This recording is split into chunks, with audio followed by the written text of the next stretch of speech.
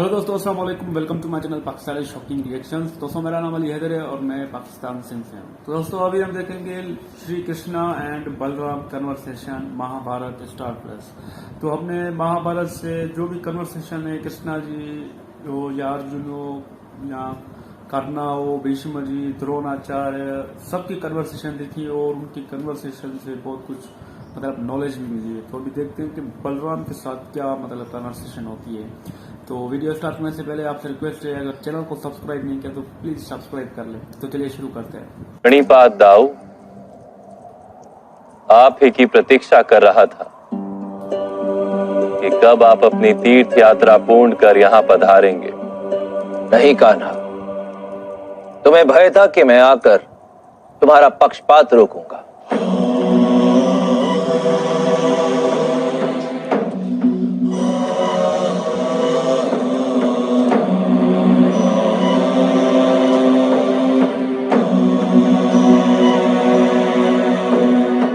पक्षपात तो मैं सदा ही करता हूं बड़े भैया। जो मेरी शरण में आता है उसका रक्षण करने का वचन तो मैंने समय के आरंभ से दिया है। सभी को समान दृष्टि से देखने का वचन भी है विष्णु का। सभी को समान दृष्टि से ही देखता हूं दाऊ। धर्मी को उसका उचित फल और अधर्मी को दंड देता हूं, भेदभाव नहीं करता।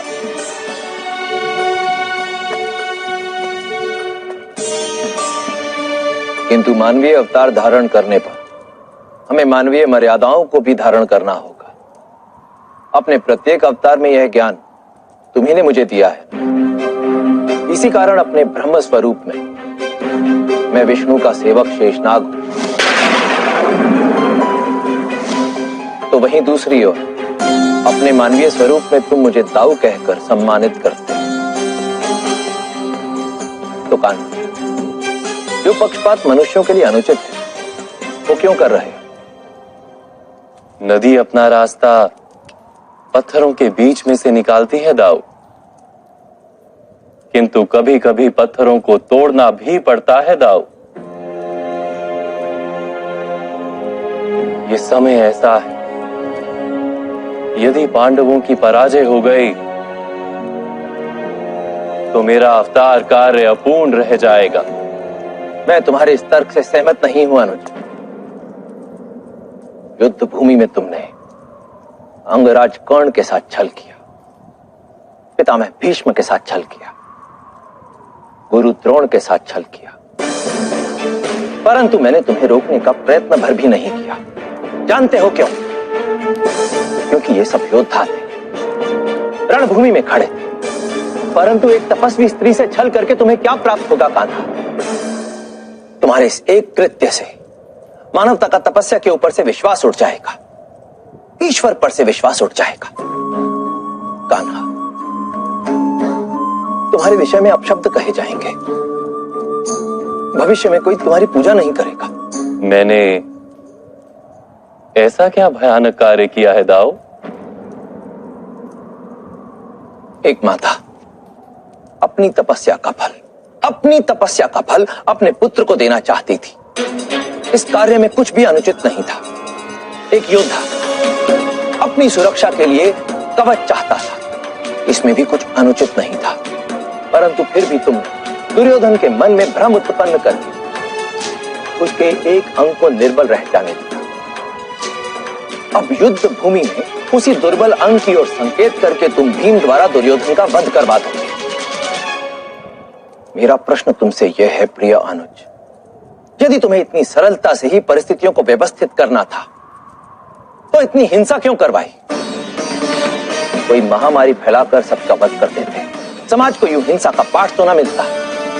उत्तर तो मेरे प्रश्न का, क्यों करवाया यह युद्ध? तो ये कृष्णा जी के बड़े भाई हैं और उनसे ये सवाल कर रहे हैं कि आखिर ये सब युद्ध करने की क्या जरूरत थी। आप वैसे भी सब कुछ कर सकते थे बगैर युद्ध के। और ये भी कह रहे थे कि आपने कर्णा को चीट करके, छल करके, बेईमानी करके आपने उसको हराया और द्रोणाचार्य के साथ, भीष्म पितामह के साथ तो बहुत कुछ उनको ये मतलब कृष्णा जी को कह रहे हैं और कृष्णा जी सुन रहे हैं उनको, मतलब मुस्कुरा भी रहे हैं। तो मतलब देखते हैं कृष्णा जी इनको मतलब क्या जवाब देते हैं। तो बड़ी यार इंटरेस्टिंग कन्वर्सेशन हो रही है, देखते हैं।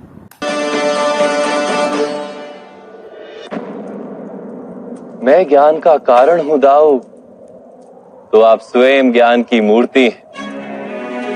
क्षीर अर्थात दूध जैसा स्वच्छ और श्वेत है धर्म, जिसके सागर में आप स्वयं वास करते हैं। आप शैया बनाकर मुझे धारण करते हैं और छत्र बनाकर मेरा रक्षण करते हैं। आप सब जानते हैं दाऊ। मैं कुछ नहीं जानता। अपने मानव स्वरूप के अनुरूप ही मैं अज्ञानता प्रदर्शित करता रहूंगा। परंतु मेरे प्रश्न का उत्तर तुमने अभी तक नहीं दिया आनंद। यह हिंसा क्यों करवाई?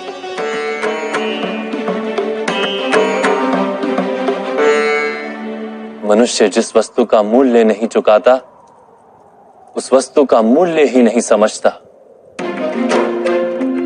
आज समाज ने धर्म स्थापना का मूल्य अपने रक्त से चुकाया है।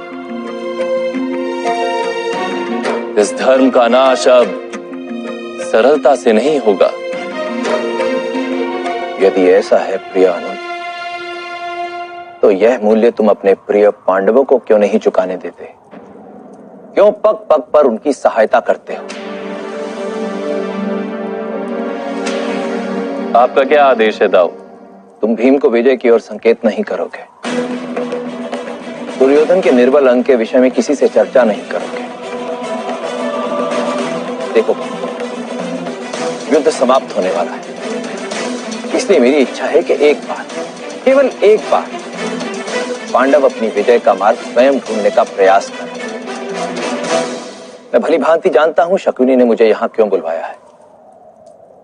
तुम्हारे लिए बंधन निर्मित करने हेतु। किंतु वो मूर्ख यह नहीं जानता कि मैं तो स्वयं तुम्हारा सेवक हूं।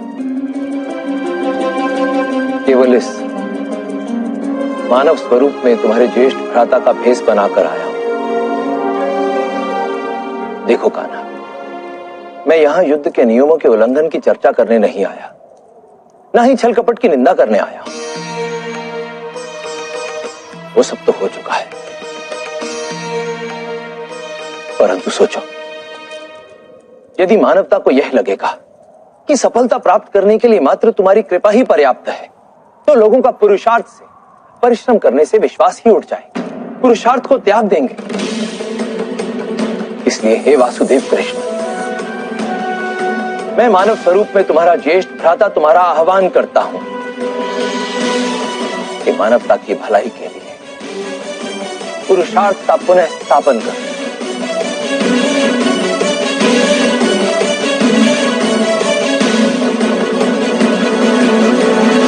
आप उचित कह रहे हैं बड़े भैया। मैं आपको वचन देता हूं, इस द्वंद्व में मैं उनकी कोई सहायता नहीं करूंगा।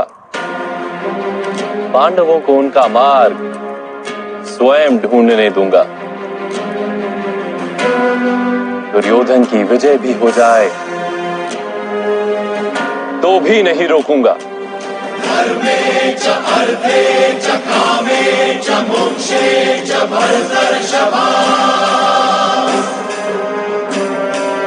यदि हस्ति तदन्यत्र यदि हस्ति न तद्वचित्, यदि हस्ति तदन्यत्र यदि हस्ति न तद्वचित्। तो मतलब ये जो बलराम है वो शेषनाग भी हैं। उन्होंने खुद ही बताया कि मैं मतलब शेषनाग भी हूँ और इस मतलब जन्म में वो उनके बड़े भाई कृष्णा जी के बड़े भाई बन के आए हैं और कह रहे थे कि शकुनी मतलब चालबाज मुझे इसलिए बुलाया कि मैं आपको बंद मतलब ये सब करने से रोक दूं, लेकिन मैं खुद ही आपका सेवक हूँ। और उनका ये भी कहना था कि कृष्णा जी मतलब पांडवों को अब कुछ ना कहें, मतलब उनकी मदद ना करें। अब पांडवों मतलब खुद अपना रास्ता चुने और खुद ही अपने बलबूते पर युद्ध लड़े और जीतें। और ये भी कह रहे थे कि दुर्योधन अगर ये युद्ध जीत भी जाएगा तो भी मैं मतलब बीच में नहीं आऊँगा। तो बड़ी बात कह दी उन्होंने। और इनकी ये बातों से इतना तो पता चला कि बलराम उनके बड़े भाई है और शेषनाग का रूप भी उनका ही है। तो यार बहुत अच्छा लगा मुझे ये देखकर। उम्मीद करता हूँ आपको भी ये देखकर अच्छा लगा होगा। अगर अच्छा लगा तो प्लीज़ इसको लाइक करें, शेयर करें, चैनल को लाजमी सब्सक्राइब करें और मेरा जो मेन चैनल है उसका लिंक डिस्क्रिप्शन में आ जाके उसको भी एक बार विजिट कर लें। तो मिलते हैं अगली वीडियो में, तब तक के लिए अल्लाह हाफिज़। Thank you.